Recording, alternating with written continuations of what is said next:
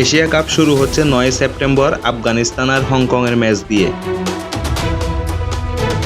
প্রায় ১৯টি ম্যাচ মাঠে গড়ানোর পর এই আসরে পর্দা নামবে ২৮ সেপ্টেম্বর ফাইনালের মধ্য দিয়ে।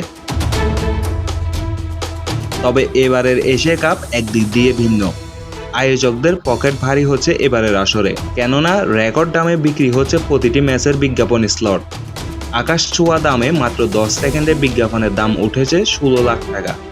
এছাড়া ৩টি প্যাকেজ বিক্রি করেছে টিভি বিজ্ঞাপনের প্যাকেজ, যেখানে কো প্রেজেন্টিং স্পন্সরে দিচ্ছে ১৮ কোটি, অ্যাসোসিয়েট স্পন্সর দিচ্ছে ১৩ কোটি টাকা।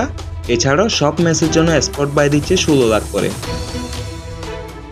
এদিকে এশিয়া কাপের টাইটেল স্পন্সর হচ্ছে ডিপি ওয়ার্ল্ড এবং পাওয়ার্ড বাই হিসাবে দেখা যাবে ওয়ান্ডার সিমেন্টকে। জোর গুঞ্জন রয়েছে ও স্পন্সর হতে পারে স্পিনি, বিওয়াইডি এবং গোকে। অফিসিয়াল ড্রিঙ্কিং পার্টনার হতে যাচ্ছে royal stake package drinking water. এছাড়া রয়েছে হায়ার, ডাইকিং এবং ওজন।